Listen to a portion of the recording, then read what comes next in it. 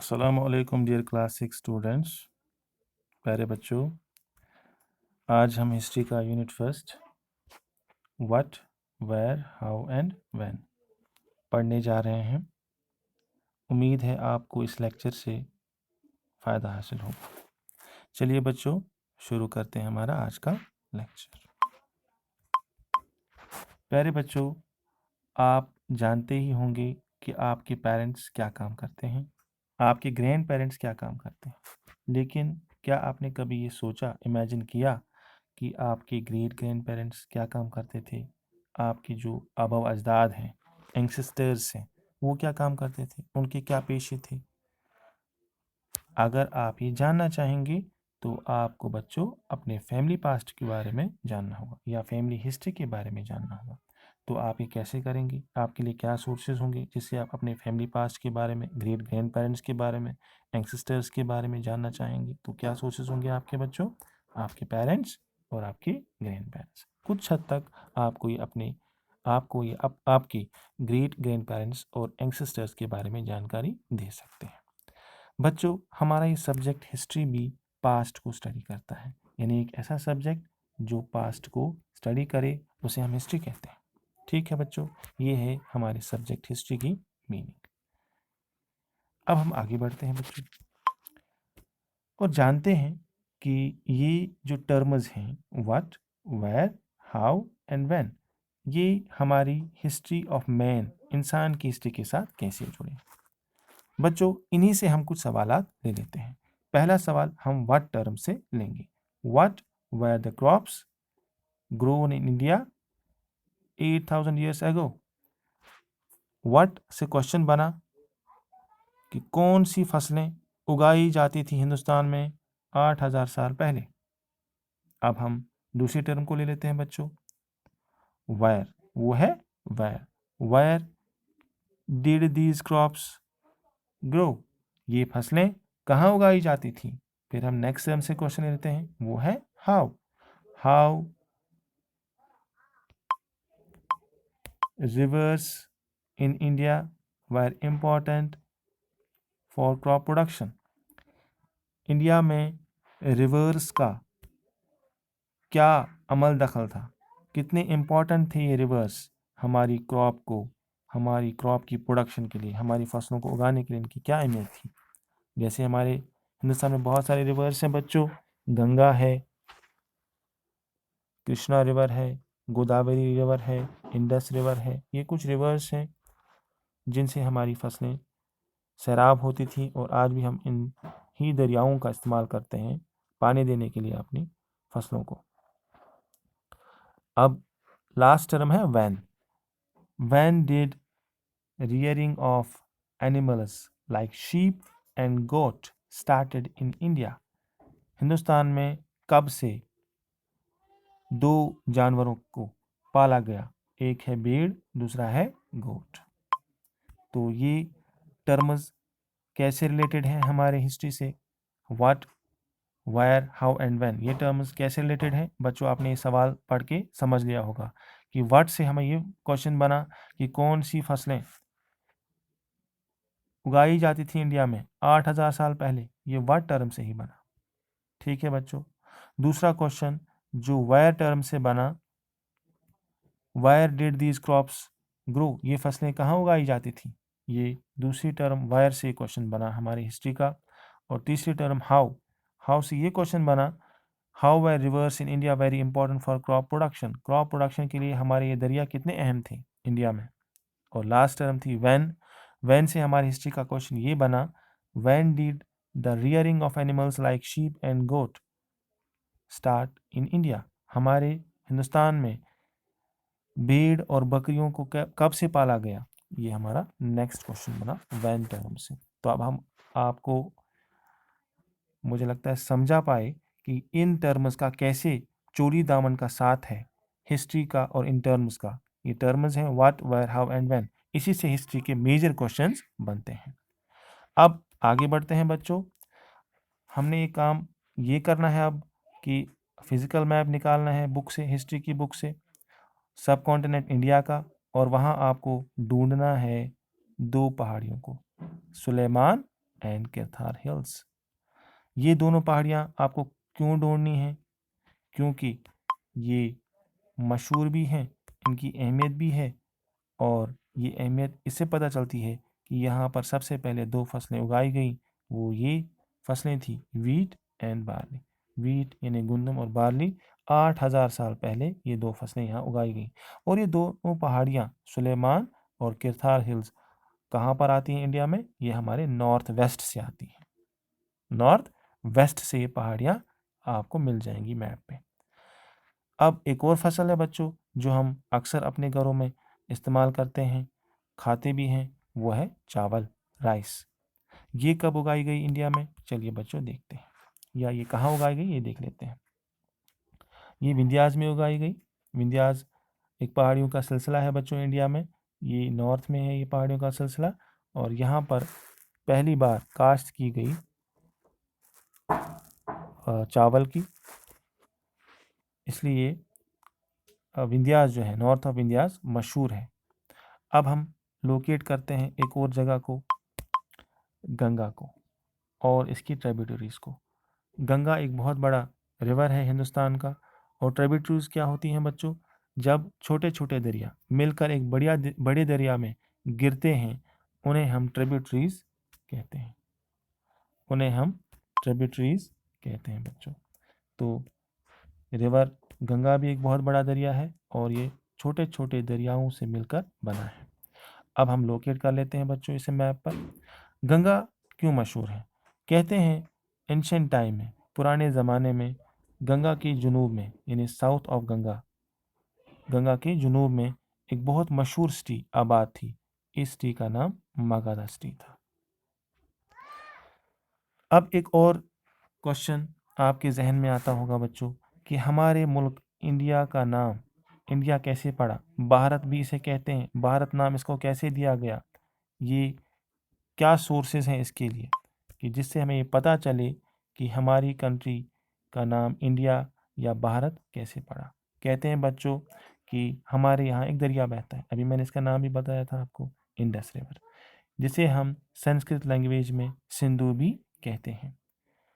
बच्चों इसी Indus river से हमारी कंट्री का नाम इंडिया पड़ा है, और इसी इंडस रिवर को हम उर्दू में दरियाए सिंध भी कहते हैं। अब भारत नाम इसको कैसे पड़ा? हमारे मुल्क का नाम भारत कैसे पड़ा? कहते हैं नॉर्थ वेस्ट से कुछ लोग आते थे, ग्रुप ऑफ पीपल आते थे। ये अक्सर नॉर्थ वेस्ट से आते थे, और कुछ नॉर्थ वेस्ट की जो हमारी कंट्रीज, जो हमारे नॉर्थ वेस्ट फ्रेंड्स हैं, वह पाकिस्तान है, अफ़गानिस्तान है, ताजिकिस्तान है, यहाँ से कुछ कंट्रीज़ के लोग आते थे, ग्रुप ऑफ पीपल आते थे, और इन्होंने हमारे मुल्क का नाम भारत रख दिया। क्या रख दिया बच्चों? भारत रख दिया। इन्हीं लोगों के बारे में आप पढ़ सकते हैं ऋग्वेद में। ऋग्वेदा एक वेदास की बहुत पुरानी बुक है, इनका नाम इसमें मेंशन्ड है। अब आगे चलते हैं बच्चों और पढ़ते हैं अपना next topic, finding out about the past. Past के बारे में बच्चों हम कैसे जान सकते हैं? बहुत सारे तरीके हैं पास्ट को जानने के। वो सेवरल वेज क्या हैं जिससे हम पास्ट को जान सकें, अपने पास्ट को जो है समझ सकें? पहला तरीका है कि हम वो किताबें पढ़ें जो कई सदियों पहले लिखी गई, और इन किताबों को मैन्युस्क्रिप्ट्स कहा जाता है, क्योंकि इनको हाथों से लिखा गया इसलिए इनको मैन्युस्क्रिप्ट्स भी कहा जाता है। इन किताबों यानी मैन्युस्क्रिप्ट्स में रिलीजियस बिलीफ्स जो लोग फॉलो करते थे, यानी जो मज़ाहिब लोगों के थे, जो लोग मज़ाहिब जो जिन मज़ाहिब को फॉलो करते थे, उनका ज़िक्र मैन्युस्क्रिप्ट्स में है। और वो जो इनके कस्टम्स एंड प्रैक्टिसेस थे, रस्म व रिवाज थे, उनके बारे में मैन्युस्क्रिप्ट्स में ज़िक्र है। बादशाहों की ज़िंदगी के बारे में मैन्युस्क्रिप्ट्स में लिखा गया है, और जो लोग एंशिएंट टाइम्स में रहते थे उनके बारे में भी लिखा गया है इन मैन्युस्क्रिप्ट्स में। अब हम दूसरे तरीकों को समझते हैं बच्चों कि दूसरा तरीका क्या है जिससे हमें अपने पास्ट के बारे में पता चले। दूसरा तरीका है कि हम इंस्क्रिप्शंस का मुताला करें। इंस्क्रिप्शंस वो चीज़ें होती हैं, वो हार्ड सरफेस होती हैं जिन पर लिखा जाता था पुराने ज़माने में, जैसे कि स्टोन है, पत्थर, मेटल है, लोहे की चीज़ें, कॉपर की चीज़ें, टिन, जैसी चीज़ें, इन पर लिखाया जाता था, इन पर ऑर्डर्स लिखे जाते थे, इन पर अहकामात लिखे जाते थे बादशाहों की तरफ से कभी कभी, ताकि लोग उन अहकामात को पढ़ें, लोग उन अहकामात को देखें और उनको ओबे करें, यानी उनकी तामील करें, उन पे चलें, उन अहकामात पे। तो इंस्क्रिप्शंस होती हैं हार्ड सरफेसेस, सख्त सरफेसेस जिन पर लिखा जाता था। ये सख्त सरफेसेस, हार्ड सरफेस होती थी, स्टोन, मेटल की बनी हुई चीज़ें, ठीक है। कभी कभी इन हार्ड सरफेसेस पे यानी इंस्क्रिप्शंस पे बादशाह अपने अहकामात भी लिखवाते थे, इंस्क्राइब करवाते थे, ताकि लोग उनको देखें और उन पर हुक्म जो है उस हुक्म को माने, उस हुक्म की तामील करें। अब हम एक और पर्सन के बारे में पढ़ेंगे जिसको हम आर्कियोलॉजिस्ट कहते हैं। एक शख्स है जो पुरानी चीज़ों को स्टडी करते हैं, जिनका इस्तेमाल होता था, जो बनाई जाती थी पास्ट में। Those who study the things made and use it in past, वो चीज़ें जो पास्ट में बनाई जाती थी, पुराने ज़माने में बनाई जाती थी, उनकी स्टडी करता है एक इंसान, ठीक, उसे हम आर्कियोलॉजिस्ट कहते हैं। आर्कियोलॉजिस्ट किसे कहेंगे बच्चों आप? Those who study the things made and use it in past, जो इंसान उन चीज़ों को स्टडी करे जो पुराने ज़माने में बनाई जाती थी और उनका इस्तेमाल होता था, उनको हम आर्कियोलॉजिस्ट कहते हैं, ठीक है, उनको हम आर्कियोलॉजिस्ट कहते हैं। इनका काम क्या है आर्कियोलॉजिस्ट का? ये डिग यानी खोदते हैं सरफेस ऑफ द अर्थ, ज़मीन की सरफेस को, ताकि वहाँ से ढूंढ सकें टूल्स, वेपन्स, हथियार, पॉट्स, बर्तन, ऑर्नामेंट्स जो उस वक्त की औरतें यूज़ करती थी, ठीक, और कॉइन्स, ठीक, और उस वक्त की करेंसी के बारे में ये जानने के लिए कॉइन्स की भी तलाश करते हैं ज़मीन के नीचे, ताकि पता चले कि वो कॉइन्स किस मेटल की बनी होती थी, गोल्ड की होती थी, सिल्वर की होती थी, टिन की होती थी, कॉपर की होती थी। इसका पता भी ये लगाते थे और ये भी पता लगाते थे कि ये सिविलाइजेशन लगभग कितने साल की है, यानी कि कितनी पुरानी ये सिविलाइजेशन है जो जो इस ज़मीन के नीचे निकलती है। तो आर्कियोलॉजिस्ट का काम यही है। अब हम आते हैं अपने लास्ट टॉपिक पे बच्चों, मीनिंग ऑफ डेट्स। डेट्स से हम क्या मतलब निकाल सकते हैं, या डेट्स क्यों हम पढ़ते हैं? अक्सर आप डेट्स को देखोगे हिस्ट्री में, और इन डेट्स के साथ हम एडी और बीसी लगाते हैं। एडी दो लैटिन वर्ड से निकला हुआ लफ्ज़ है और इसका फुल फॉर्म है एनो डोमनी, यानी in the year of Lord, यानी जब क्राइस्ट पैदा हुए उस साल या उस वक्त को हम एडी में काउंट करते हैं। जैसे 2020 अभी चल रहा है बच्चों, 2020 चल रहा है, तो हम लिखते हैं 2020 एडी, 2020 एडी, ठीक है।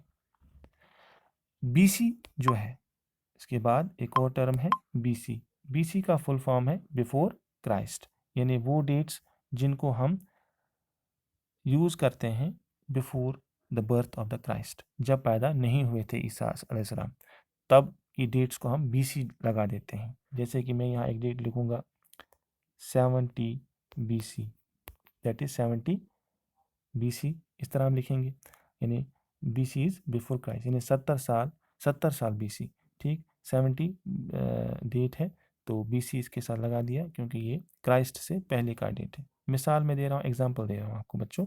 और ये भी आप याद रखेंगे बच्चों कि जो डेट्स बीसी के साथ लिखी जाती हैं उनको हम बैकवर्ड, उल्टा काउंट करते हैं। जैसे मैं यहाँ एक डेट लिखा था अभी मैंने 70 बीसी टू 60 बीसी, मैंने उल्टा लिख दिया ना बच्चों, कि मैंने पहले लिखा था 60, क्योंकि 60 तो पहले आता है, 70 बाद में आता है, तो यहाँ मैंने उल्टा लिखा 70 बीसी टू 60 बीसी। तो इस तरह डेट्स को हम बैकवर्ड्स में काउंट करते हैं बीसी में, जब हम लिखते हैं कोई डेट, ठीक है बच्चों। अब हम आते हैं बच्चों लास्ट में इवैल्यूएशन पार्ट पे, क्वेश्चंस पे आ जाते हैं। Question number 1, who are historians? Historians किनको कहेंगे बच्चों? अभी हमने देखा, ये पढ़ा, ये लेक्चर आपने सुना, तो किनको कहेंगे historians? Historians are the people who study about past, who study about past, उनको हम हिस्टोरियंस कहेंगे। Those persons who study the past are called historians. Question number 2, who are archaeologist? अभी हमने पढ़ा, archaeologist are those persons who study those things which are made and used in the past, वो इंसान, वो scientists, historical scientists जो उन चीज़ों की स्टडी करें जो बनाई गई हैं पुराने ज़माने में और जिनको इस्तेमाल किया गया है पुराने ज़मानों में, उनको हम आर्कियोलॉजिस्ट कहते हैं। एक और question, question number 3, how do archaeologists work to find the past? Past के बारे में जानने के लिए आर्कियोलॉजिस्ट्स कैसे काम करते हैं? हाँ, इसका आंसर है they dig under the surface of the earth to find tools, weapons, pots, pens, ornaments, and coins in order to study or in order to find about the past. ठीक. Last question number 4. What are different sources for historians to study the past?